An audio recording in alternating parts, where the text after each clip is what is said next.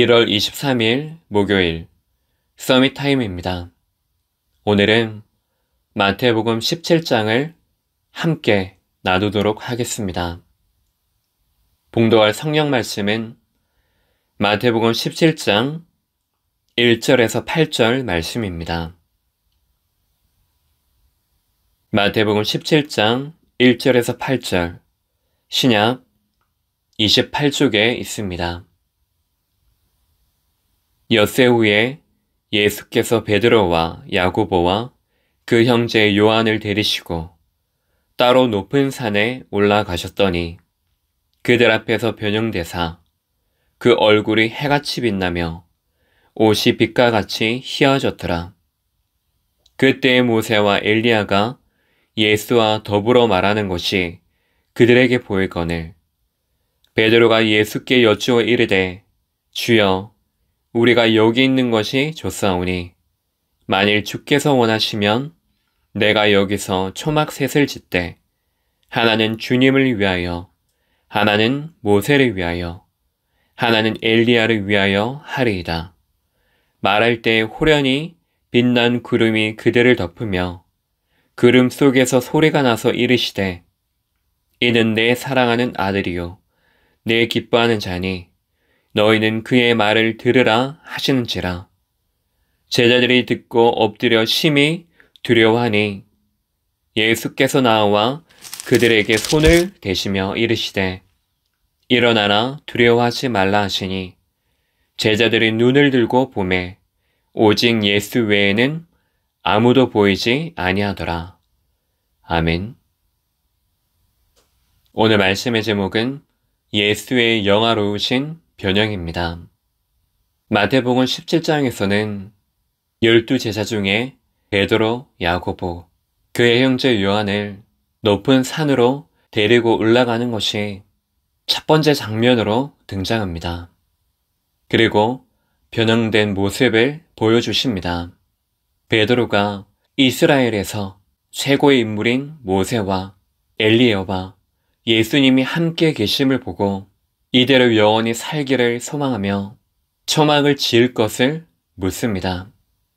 그런데 눈을 들고 보니 그렇게 존경하던 모세도 엘리야도 다 사라지고 오직 예수님만 남아있는 것을 봤습니다.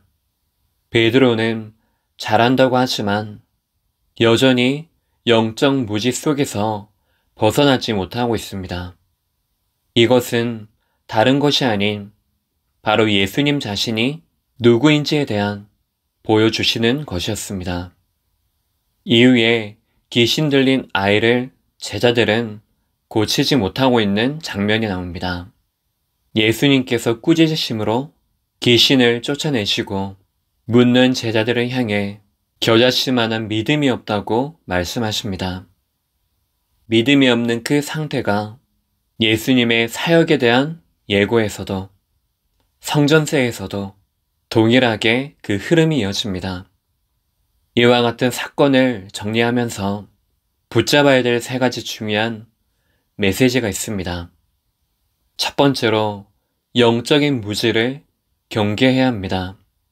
베드로가 선한 의도를 가지고 초막 셋을 짓겠다고 했습니다. 예수님과 함께하는 것이 좋기 때문에 죽으실 것을 염려했습니다. 하지만 그것은 영적으로 무죄한 것입니다. 우리를 하나님의 형상으로 만드시어 그분의 의도대로 구별하여 우리를 부르셨습니다. 하지만 내가 원하는 이상향으로 이미 만들어져 있는 세상과 현실, 그 모양에 자꾸 복음을 끼워 맞춥니다. 그래서 예수 한 분만이 아니라 다른 것과 타협을 하며 그 오늘에 안주하게 됩니다. 신앙이 절대로 성장하지 못하도록 합니다. 그래서 두 번째로 믿음, 신앙의 내용을 바로 해야 합니다. 그들이 믿음이 없었던 것이 아닙니다. 그런데 그들의 믿음의 내용이 잘못되었던 것입니다. 예수님과 함께하면서 그리스도의 사역을 보지만 보면서도 믿지 않았습니다. 율법에 머물러 있었습니다. 예수님께서 죽임을 당하고 제3일에 살아나리라고 두 번째 순환을 예고하지만 매우 근심했습니다. 예수님께서 죽임을 당한다는 그 사실에만 집중하여서 그 죽음 이후에 살아나는 이후의 사역에는 전혀 관심을 가지지 못합니다. 영적으로 무지한 결과 예수님과 함께 하면서도 종교 생활에 앞서고 넘어서지를 못했습니다. 심지어 예수 그리스도의 그 사역을 방해합니다. 예수님의 절대 계획은 구약에 약속한 메시아, 그리스도의 직분을 감당하는 것입니다. 죽으시는 것입니다. 죽는 것이 끝이 아니라 사는 것입니다. 모든 것을 다 이루는 재창조의 역사입니다. 바로 우리의 신앙은 그 일을 이루신 그리스도를 믿는 것입니다. 율법 책에만 기록되어져 있는 메시아가 아니라 실제 이스라엘과 함께하며 그 사역을 감당하셨습니다. 세 번째로, 오직 복음만이 완전하고 충분하며 영원합니다. 모세와 엘리야는 사라지고 오직 예수만이 남았습니다.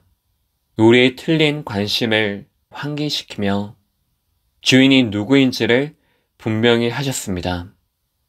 그래서 우리는 오직 그리스도, 그 언약을 붙잡으면 분명히 승리합니다. 세상의 모든 것들은, 사람은 분명한 한계를 가지고 있습니다. 영원한 것처럼 보이지만 잠시뿐이고 다 사라지는 것들입니다. 이사야 40장 7절, 풀은 마르고 꽃은 시드나 하나님 말씀은 영원히 서리라. 우리 신앙의 근본은 언약의 성취자, 그분만을 믿는 것입니다.